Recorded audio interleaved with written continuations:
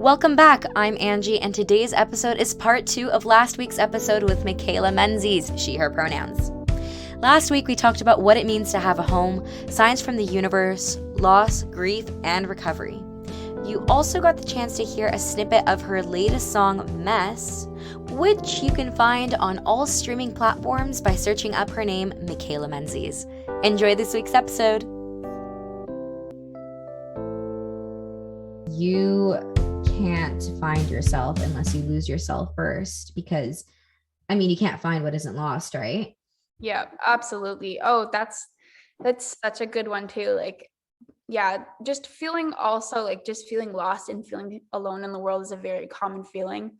Especially I feel like especially when you're in your early 20s, it's such a confusing time because people are having kids, people are getting married, and people are traveling the world, and other people are doing this and that. And I think we often compare ourselves to other people, and there's just there's a reason why I fully am a believer that there's a reason for every human being to be here. There's the butterfly effect, right?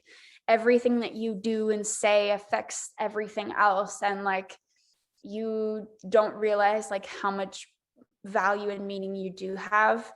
And I think too, another thing that I've struggled with too when I was younger was you base a lot of your moves and opinions on other people. And again, with the suicidal ideation is you want other people to step up for you, but the only thing other people aren't going to make your life valuable. You can only believe that about yourself. No one can convince you that your life is valuable other than finding that within you. That's a huge thing of not waiting for somebody to save you, or not waiting for something to be perfect, or not waiting for you to be in the specific place that you want to be at this specific time. Just kind of doing what you can with what you have, and seeing that you're valuable for you, not for other people. Yeah. And first of all, I don't know if you ever watched The Butterfly Effect, but if you haven't, you definitely should. Great movie. That very mindset where it's you are your own best friend and you can stick up for yourself, and you should be able to stick up. That's such a difficult thing. It's so much easier said than done, 10 times easier said than done. But I remember literally feeling that when I was 12 and being you know what, it was such a push to the extreme with that thought, that I was you know what? Yeah, I'm here for myself. It's just me and myself, and that's it. So I'm going to push all my friends away, and that's it. I have no more friends. And all I have is music and depression. And all of a sudden those became my best friends. And and then it's even more difficult to let go of that depression, because my depression became my best friend. And I'm well, it's a part of me. So if I let go of it, and the more years pass, the bigger it became a part of me, and literally molded within me. So if I let that go, and aren't I killing a part of myself then? And that's such a difficult feeling to deal with, where it's obviously I don't want to be depressed. That shit's hard. That shit's so difficult. But at the same time, how do I let go of that when it's become a part of me, or so I feel it's become a part of me? It probably hasn't, obviously, but it's definitely become in there. I think we hold on to things. I struggle with that a lot too. I think we hold on to things that we know, and in a really weird, twisted way, there are things about being in a depression episode that are comforting, because it's what you know. Well, even you speaking here right now on behalf of that, it's clearly you're self-aware, but I feel just a part of you needs to almost revisit those feelings from what you were feeling way back when, so that you can this is actually really interesting and really weird, but I feel sometimes we do need to become the 12-year-old versions of ourselves, or the 15-year-old versions of ourselves, because there's a lot of trauma that hasn't been coped with yet. And it's time travel doesn't exist yet. So this is the only way to travel through time, back in time, to try and mend those broken pieces, so that we can move forward with our life. And I think that's honestly, in a way, healthy as long as you set those boundaries, you know? Yeah, absolutely. And there's, I mean, I don't know if you like, therapy is great. I'm such an advocate for therapy. I think it's an excellent way to heal because you're basically just like having your thoughts reflected back to you. Like, therapy, in a sense, they have a lot of wisdom, and therapists are highly trained in this field. But a lot of the times they really are just great at mirroring back your feelings. And I think there's a lot of like common themes in our lives that we don't pick up on without talking to other people about it, and like kind of going deeper and deeper and deeper. Like, recently I had an experience where like somebody asked me like what I do for a living, and I told them I was a songwriter, but I hesitated before I said it. And in a really weird, like, I don't want people to think I'm bragging, or like, like those, like that kind of weird feeling of like, I don't want people to think I'm bragging. And then it's like, where did that come from? Like, oh, when I was 15, somebody told me not to tell people that I was a songwriter because I was bragging.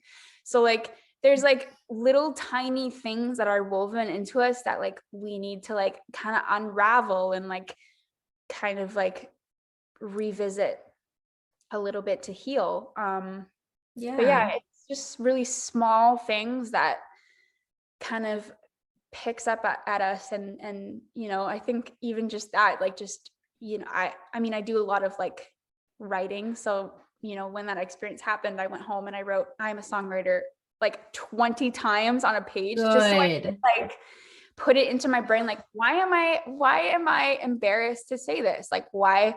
But it's just like, it comes from that like 15-year-old, 16-year-old self that kids did tell me that, like, and again, like your 12-year-old self, like there are things that you saw or things that happened that like, and I think that writing is a great tool for that. I think, affirmations are a great thing if you believe them. I think we also like kind of like put through repetition, we start to believe them. The more we repeat it, the more we believe it. Yeah. So I think that is really helpful. And yeah, there's just so many little like breadcrumbs and pieces of glass in us that need to be healed and taken out and kind of filed through but I think, we're never going to be completely healed or completely perfect. I think that's part of being human, but there's a lot to learn and a lot to grow from, for sure. The human experience is a really complicated one, right? And honestly, I don't know if you resonate with this or not, but it's like Taylor Swift sang it. Like I knew more at 18 than I do at 23. Oh yeah. Oh, I love that song. That's a great song. Yeah. And it's like, when I was 18, I knew who I wanted to be. I knew, I'm starting university and I'm going to do this and this and this and this. And these are my steps and that's my path. And I know it's not going to be linear. Everyone always says that. I know there's going to be bumps and cracks. I'm going to get a 70 every now and then. I'm ready for that. Meanwhile, I'm like, didn't get into law school, change my degree twice, graduate, come back for a second degree, realize don't want that second degree after like ruining relationships over that second degree. And then now I'm like, wait a second, I don't even want this degree. And now I'm like, okay, I want to go into music, but I don't even know what the fuck that means because I don't even know what I want to do within music. And all of a sudden I'm like, I am so lost. And going back to the beginning of the conversation, feel like I have no home. Yep. Yeah, it's a really weird feeling especially when you're 18. Like I thought I knew everything at 18. Like I was like, I'm gonna do this and this, and like kind of around that time is like when I started getting into like the music industry too. Like I started just kind of getting noticed and working with a record label called Willow Sound Records when I was 20. So it was like that time for me was like, I felt like I kind of had it all figured out. And I kind of like had a moment where I kind of went out. I don't know exactly how it happened, but I like was working in the industry and then needed money for recording equipment or like something. And then I ended up working as a server for way longer than I needed to. So I think like a lot of the times, like we have these opportunities and things, but I think the universe kind of like pulls us in different directions to experience different things at different times. So like, when you're 18 and you wanted to do this one degree, like it shifted and changed because like you were supposed to experience all these different things trying to figure it out. Also, I read too many books, but you should read The Alchemist. The Alchemist is such a good book. I hear really great things about it. Oh my God, it's such a good book. It's really like, it feels like kind of like a childhood story, but there's so many great, it's one of those books you could read over and over again, but it's the little breadcrumbs and the little things like in that story is really just what life is about. And yeah, like we're never going to have it all figured out. Like we'll be 40. And like, I think there's also that thing too, like people think life's going to, and I have this feeling too, people think life's going to be over at like when we hit 30 or like when our 20s are over, which is so ridiculous. Like, that's funny. Actually, my friends and I have literally, so I brought this up the other day where I was like Meg, one of my best friends, I was like, Meg, I think that like 30 is the new 20. Like, it seems like it's like kind of fun. And she's like, I think that when we get older, we realize that 30 isn't old. And that's why we think that it's the new 20. It's not, it's the 30. It's the new 30, the new 30. You don't have to have your shit figured out like at any, okay. I mean, sure. Maybe you should have some shit figured out so that like you can, you know, grow, continue to evolve and pay your bills. If you have a family, help your family.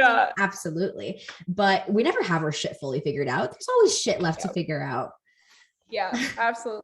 And I mean, it's also telling like that Taylor Swift song, Nothing New, like she's writing about people forgetting about, like she wrote that song when she was 22. I think it was from her Red album. Yeah. So she wrote that song when she was 22 about people forgetting about her. So it's like, we're so programmed in this society to think that like we're going to expire once we hit a certain age. But I think that like life just becomes more colorful as you age and you know, you have so much more life experience and so much more like stability, and you actually like have a little bit more of a concept of who you are. So yeah, I think just like being okay with not having it figured out now is like, okay. The other scary thing though, and I was talking to one of my friends, I talk to my friends a lot. Yeah. So one of the things we were talking about was that it feels like we need to win like a Nobel Prize by the time we're 25 or something, but like people start their lives at like 60. There's really no timeline here. Like, just live your life. You know, I remember like I was writing my gratitude journal this morning and I was like I just hit this realization where I was like, whoa, like I'm going to have something figured out. And then I'm going to come across another problem. And then I'm going to have it figured out again. And then I'm going to come across another problem. And the whole point of this whole life thing is literally just like, enjoy the moment, whether there's a problem or not, just like live in this very, very moment, because like, it doesn't, there's going to be another problem. There's going to be another situation. It's never ending. It's like a loop. It's a cycle, and we grow and we continue to learn. And it's a great thing. Problems are amazing. They're difficult, but they're great. Yeah. They're excellent. I think like, like it's just like the process of, and I think a lot of people too, like kind of future jump a little bit. Like, I mean, I obviously do that. I used to do it as a form of escapism too. Like, like, you're like, oh, well, like, later when I'm like in my 20s or whatever, I'm going to have this and this, and like, I'll have a record deal and I'll do this and that. And it's just like, what the only thing that you can control is now, and the future doesn't actually exist. It's actually just now. And like the past doesn't actually exist. It's just what you're remembering from it, which actually probably isn't the complete truth. It's just how you experienced it.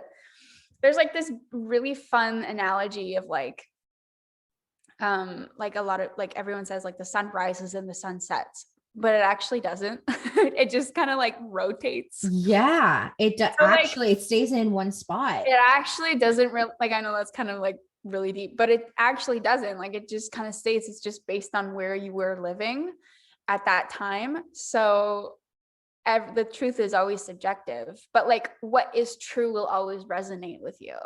Like you won't have to over explain it or over analyze it. It'll just be.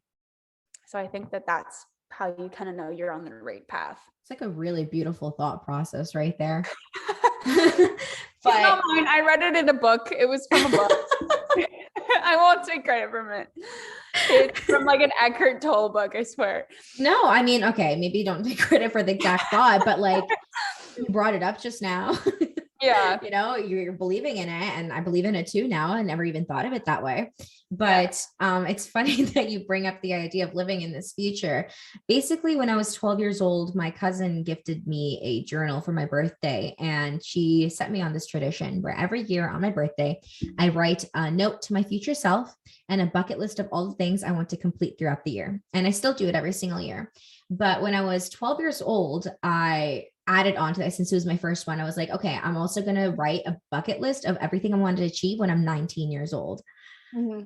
Oh my God. I look back at that list and it's just be super popular, have a super hot boyfriend, have a really nice car, have a really great like job where my parents are proud. And it's like, girl, one of them's like have a super hot body. And it's like, girl, I'm so sorry, 12-year-old me. I'm so sorry. What's also the concept? Like I like dead ass thought I would be married by like 24 when I was like a kid. Oh my God, me too. The idea of me being married next year is like, that's not happening. That's not for me. Not happening. But it's just so funny how like when we're younger, like our concept of time and like future jumping is so like grandiose. And like, I think we continue to do that too. Like, I think a lot of people still, you know, want to have kids and be married before they're 30. And I think that for whoever wants to do that, and that's your like true dream, like that is a beautiful dream.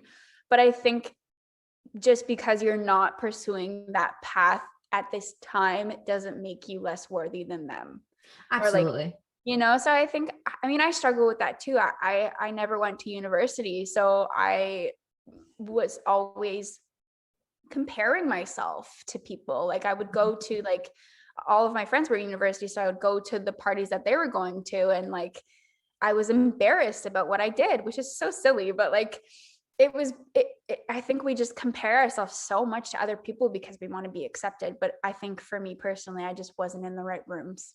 No, and I 110% agree with you. Like one of my best friends is, she's engaged, she's getting married soon, she's pregnant, and she's 23. And it's like, this is something that she has been wanting. So I'm very happy for her, but it's so not me. And I think that's okay. I think that's actually a really great thing, because like, what a dull world would it be if we were all the same, right?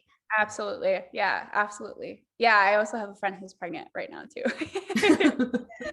It's a fun age. I really like it. I will like my baby It's a fun age. like cured from that for a long time, and then I'm good. No, I feel you so hard, like baby fever. So I'm like, I'm gonna be the best aunt. I'm gonna like take care of that baby like it's my own. Yeah. Oh yeah. It's life is full of stuff and beautiful moments and really, really hard moments. And I think, like there's a really, I think, especially like when you tie in music and everything, there's like a really big, we're all the same. Like we all want the same things as human beings. But I think just the human experience, we all experience like little hiccups and things and feelings. And it's fun, right? It's scary and fun, and it's beautiful and magical, and Taylor Swift. Like Taylor Swift once said, "We're happy, free, confused, and lonely." All of the That's the lyric. That's the lyric. You tell I don't listen to her too often, but that's not even just being 22. That's just like your whole 20s. Yeah. I feel like it's also not just your 20s though. I feel like that's something we carry throughout our lives. Absolutely. Yeah. But you know what? At 20 years old, working with a label, that is incredible. That is such an accomplishment that not many people can say that they've. How'd you get there? I mean, I continue to tell the story and it's so funny. So I met Tara Shaman, who is the founder of Willow Sun Records and Syndicate Music Publishing, which is like a publishing group, and they do a lot of like artist development and So I met Tara through a friend that my dad went on a blind date with one of Tara's friends. And then my dad was like being all cute and being like, oh, like my daughter's a songwriter. And then she like told Tara, and we kind of got into contact. And anyways, so it was like a really long time ago. Like it was just like a really weird universe twist of fate thing. Like I at the time was like, oh, I wish I could meet somebody that could help me with my music. I remember writing it out, and then that's just kind of how it came about, which is like the funniest story ever. And then we just kind of met. I met her when I was like 19 or 20, and we started working on Wildfire together, which is my first kind of like professional kind of thing that came about. And that first time in the studio was like, I was so nervous, and I like look back on it, it was like 3 or 4 years ago, and I even now looking back on it, I was like so small and like just didn't have a lot of experience, and was just kind of like still navigating life. And I worked a part-time job to save up for the recording costs, and I think they tend to be so expensive. I hear. I've never recorded anything, but yeah, that was just like the continuous kind of story was just I'm just always working and trying to save up and just creating all the time. So, but yeah, it was such a beautiful experience, and just like finally having somebody in my corner who like believed in me and like wanted to work with me was like really empowering for me. And yeah, it's been a fun ride, and we're still kind of in the process of releasing some stuff this year, which I'm really excited about. So exciting. So did you find that you had a lot of creative say in the development of the whole process of your music and stuff? Like, is it exactly the way you wanted it to sound, or did you have like many different ideas in your head of how you wanted it to sound? Yeah. So for my first ever thing, like I've always been very involved in the producing. I'm just really picky, I think. I have like a really strong sense of like how I feel, like how the record already sounds.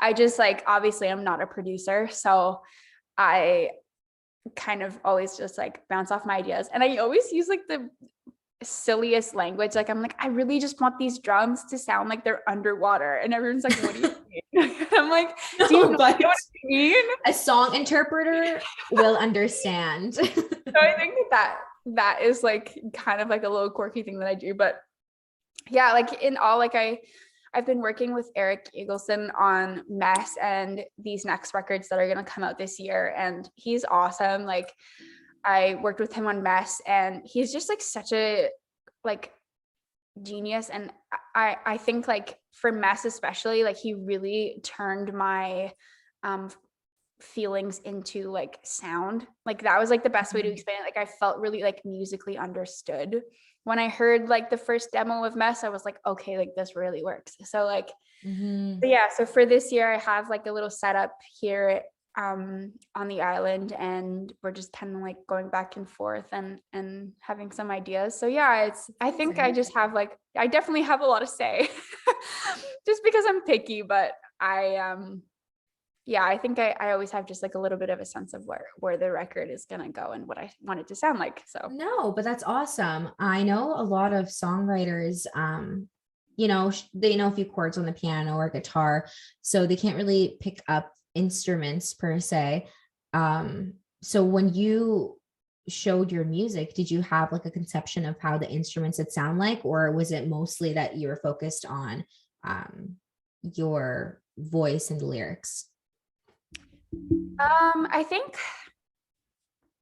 like I always like send my demos with like a little, it's just like an acoustic kind of setup, and I think we kind of just pull ideas from that. Like the vocals are super easy. I feel like the songs are pretty much just like lyrically I always go over with them with Tara and everything, and we really kind of concise it and make it really make sense with the story. I think a lot of with songwriting we kind of like get lost in storytelling, right, and it doesn't make sense. So I think just working with the artist development, everything, it just really makes more sense.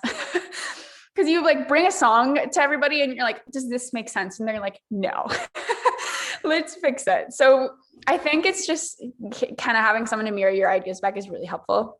And that's like what we were talking about with therapy as well. It's just like the idea of letting someone else know so that they can try and mirror it back and like reconceptualize that so that you can see it from a third perspective. And I think that's what really, really helps you or helps everyone, not you. Yeah. I mean, you too, but you get it.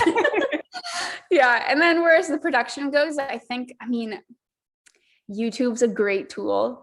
You find like random sounds that I mean, I always do this. I found like really random sounds on YouTube, but I'm like, this sounds cool. Or like, we'll find like songs that are from other artists. And like, there's a certain drum that I hear. Like, I mean, I'm always consuming music. And I think, I mean, I use Spotify, so I always find new music through there. And I always find like, I'll like listen to a song. I'm like, oh, like that's a cool like drum sound, or that's a cool snare sound. So I'll like kind of compile them together and I'll like mark the time. And I'm like, this sound at this time. So there's like a bunch of different like ways and tools to like creatively find your sound. And it's I do this really weird thing when I like a song, even remotely, just a little bit. I will listen to it once and then I'm like, oh, cool. And then I'm like, okay, I'm going to listen to it again. And then I listen to just the instruments, and then I listen to it again. And then I just listen to the lyrics, and then I listen to it again to analyze how the lyrics mend with the instruments. And then I analyze it one more time to get the deeper meaning of the song. And it's like, I listen to it 5 times at minimum in a row, like in one sitting, because I'm like, I need to analyze this. I need to dissect this as much as I can. This is like, whoa, amazing. This is so cool. And through that very process, like I kept on discovering more and more artists where I was like, okay, wait, like look how this person does it and this person does it. And it's led me to small artists. And I think that people overlook the little guys often. Oh yeah, absolutely. I think that's why Spotify is great. Like a lot of the playlists are like, I mean, the music industry side of Spotify, like, is rough, but oh yeah, if you don't have a relationship with Spotify Canada, it's very hard to like get placed in playlists and like have success on that platform. But I think that there are a lot. I mean, there's so many records that get uploaded to Spotify in a day. Like I can't remember the exact number, but there's so many. So it's a great way to like discover new artists for sure. And I think also TikTok is great for that too. Oh yeah, TikTok's amazing for that. TikTok has been amazing for so many artists. I've like discovered so much new music from that. And I think we do live in an era where the little guys have more of a voice now. And that's really, really great. But it can also be very scary because there's a lot of little guys out there. Well, especially now, I think like the music industry is completely changing. Like before you had to be signed to a record label. There was no other way to like, but like the record labels owned you. So like you would sign and they would front you the money for your recordings. But then as soon as your record started making money, you would have to pay the record label back for it. And then you would start making money after that. So like, it's a very complicated, now you can just like release your music either like through a distributor or like just online. So it's a little bit like there's not like the middleman anymore, which is like really great for artists. And there's a lot of more artists who own their own masters. Like we see what Taylor Swift's doing now. Like I was right about to bring her up. Yeah. She's playing the system because, you know, there's areas of the music industry that are just kind of like a little sketchy. So like she found a loophole. And I think that's the great thing about, you know, writing your own songs is you own the writer share at all times. So it's the music industry can be like a little it's scary, but it's like you own this like baby project. This is a project that you literally raised and nurtured with like an entire community, and you don't know who's in that community, and there's so many sketchy people, and there's like so many people who are trying to take advantage of you. And I'm just going to say it, especially as a woman, it's really difficult to maneuver it because it is a male dominant field. I mean, even these podcasts, it's actually like, it is so difficult for me to find a woman to interview because it's so male dominated. A lot of women might not feel comfortable, I find, or I have men reaching out to me constantly and they're like, ooh, like I want to be on your podcast because like you should hear my story. But then I actively seek out women because I'm like, but I want to hear your story. Yeah. And it's so difficult and it makes me so sad, especially as a woman myself in the field. Because whoever said sexism isn't alive, it fucking is. Yeah. Oh, there's so many things like just, I mean, the mental health thing, like I think we like to say that all these like stigmas are not prevalent anymore, and I think we have made a lot of steps, but there's still so much to go. Like there's so much stuff that's just like not where it should be. But I think like we just need to come out and use our voices and just be honest and shed light to, you know, artists and communities and people who need it. Yeah, absolutely. And the more we share, the more of a community we build and the more connections we make, which is something that we talked about earlier today, like making these connections. We don't have to talk about other people to build connections.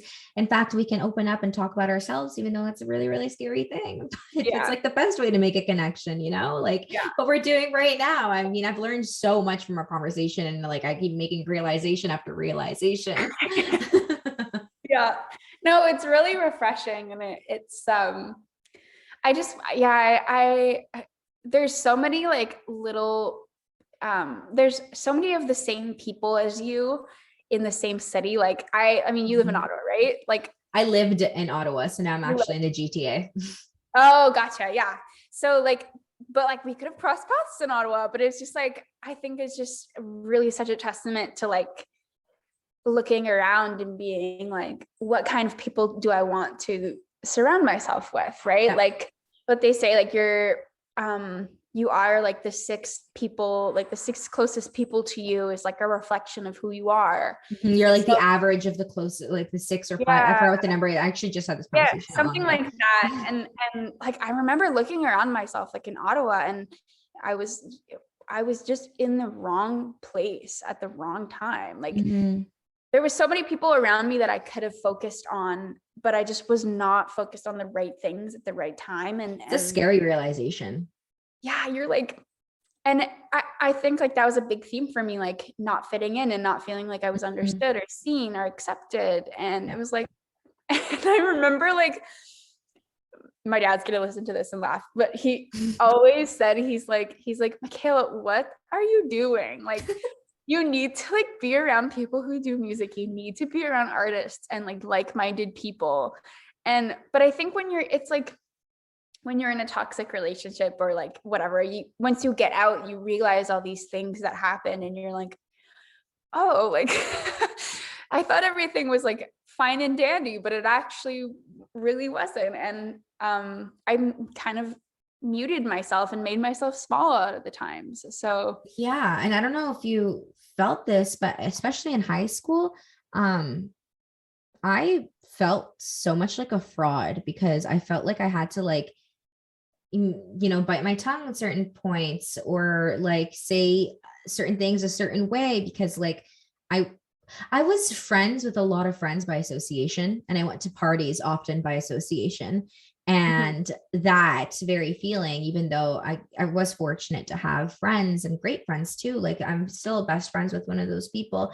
I still felt like a fraud for who I was back then and who those people were back then because I wasn't being honest with who I was.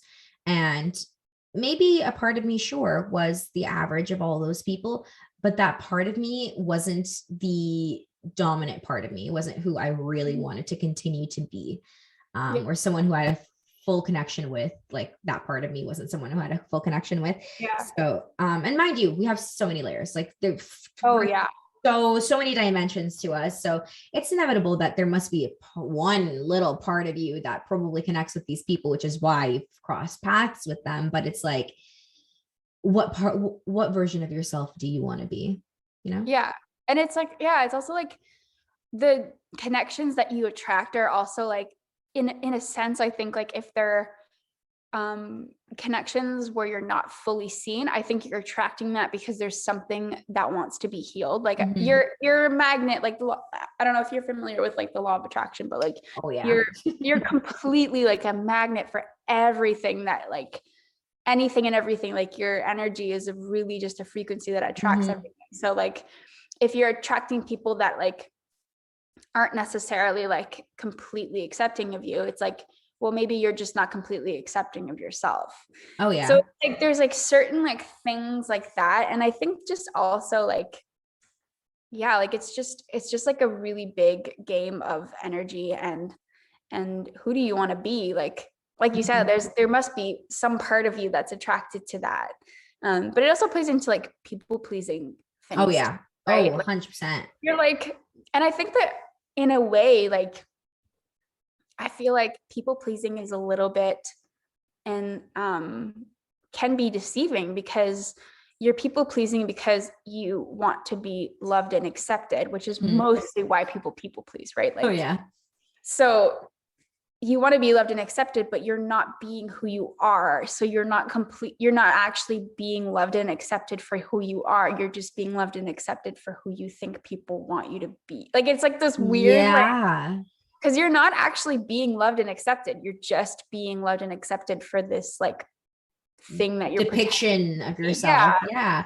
I fucking feel that so hard. That was like another thing that I realized. I'm like, people pleasing is actually like kind of deceiving. Like, it's not actually real. Like, no, it's not. Like, that isn't really like, if I don't know. This is an interesting example. Say you don't want to go and help that person because you're not feeling up to par and you're like dealing with your own shit, but you are a people pleaser. So you get up and you go and you help that person. Well, are you really helping that person? Is that really you? Exactly. Yeah. Or are you just like putting on this, like this front of what you think that person might want, which goes back into, I guess, in a way, self-love, self-respect, understanding your own boundaries, understanding who you are, who you want to be, what you need. And the other thing is, you mentioned the law of attraction. And so I don't know if you know about all the laws of the universe, but the very first one is the law of divine oneness. And it's that we are all interconnected. Like the universe, the universe is like, it's one. We're all this one being that is like refracted in so many different ways, and like we're like shattered into so many different pieces, and all together we form this like interconnected web.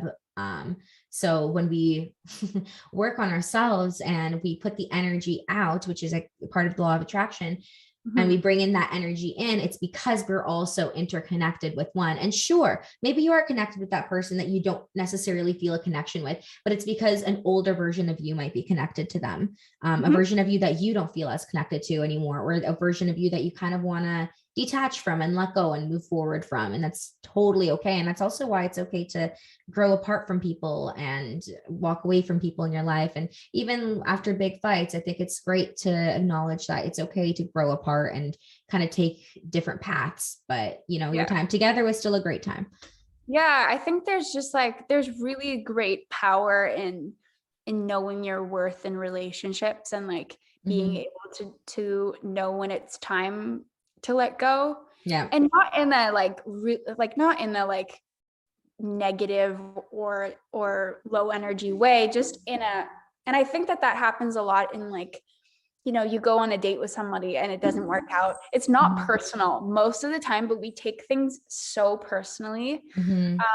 A lot of things that people do are not about you. And I mean, anything that anybody does has nothing to do with you. Yes. The big thing that like I've learned this year too is you know, what other people do or say about you is not a reflection of you, it's a reflection of them.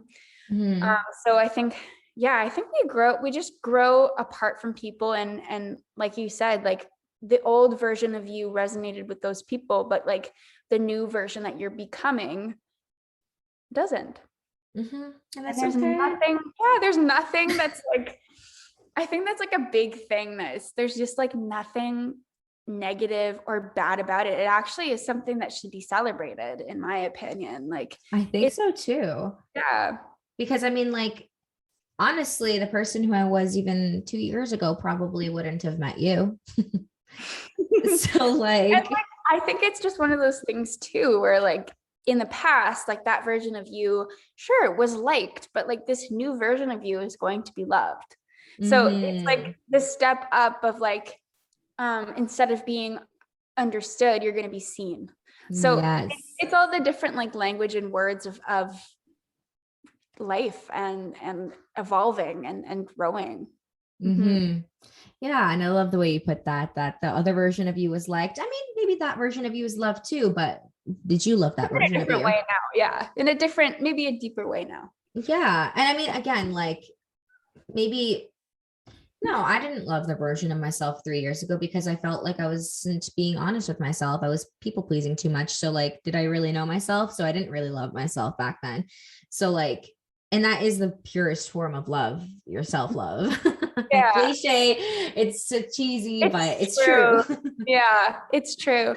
Yeah, I think there's also like, I mean, I feel like self-love isn't something that I've struggled with too much in my life. I mean, I think that we all have our moments, but it wasn't a really big theme. Like I always loved who I was and what I would represented, but I just like didn't fully like believe it. So like I think you can still like have self-love and self-respect, but not fully embody who you're meant to be because of like, you know, fear-based mindsets or conditioning or whatever it is. So like I think it's like a very complicated thing because like it's just like really, it's really deep and really hard. But there's certain words I've learned, there's certain words that will resonate with you and then certain words that won't when you try to like dissect what's wrong. Oh yeah, language is important. Yeah, so it's really interesting. Human experience, right? The human experience. Yeah. Oh, the cycle of life. It's I must say we've been chatting for nearly 2 hours now, or nearly 2 hours. Yep, time just flies by. I love it. So I'm gonna wrap it up here, but is there anything that you want to say before we do wrap up? I think I just like I am back in the game. And I'm going to be releasing some records this year, which I'm really, really, really stoked about. And I think I just like want people to kind of tune in and know my heart more and kind of join the club. I think we all struggle and we all experience life in all its waves, but yeah, I think music is just like such a great tool. Like, yeah, it just like kind of like weaves us all together and yeah, so I'm just excited to like release these new records and connect with people, and thanks for having me on. Of course, I'm excited to hear your music. It's really exciting, and thank you so much for being here. You shared so many great insights about mental health and music and yourself, and thank you for opening up so much. I appreciate it. Yeah, no worries, anytime. I think that's the biggest thing about like mental health and truly being an advocate for it is just being transparent and vulnerable and honest. And I think we all feel the feelings, but we just sometimes are too afraid to talk about it because we don't know if it's going to be universal, but it is. So yeah, great. Well, thank you so much. I hope I can get to chat with you again soon. Yeah, for sure. I'll have to send you the new records when they come out. I'm excited to show you now. I'm so excited to hear them. I'm excited to dissect them. I'm like, so a lot of these interviews, obviously I listen to everyone's music, and me and my roommate just like sit down and I'm like, okay, but like listen to this song. I'm like, it's so amazing. But then after the interview, I come back and I'm like, okay, but now listen to it. And it like has a whole new meaning to it. So I'm excited to like re-listen to your music and your upcoming music. Yeah. Nice to meet you too. Nice meeting you too. Bye now. All right, we'll talk to you later. Bye.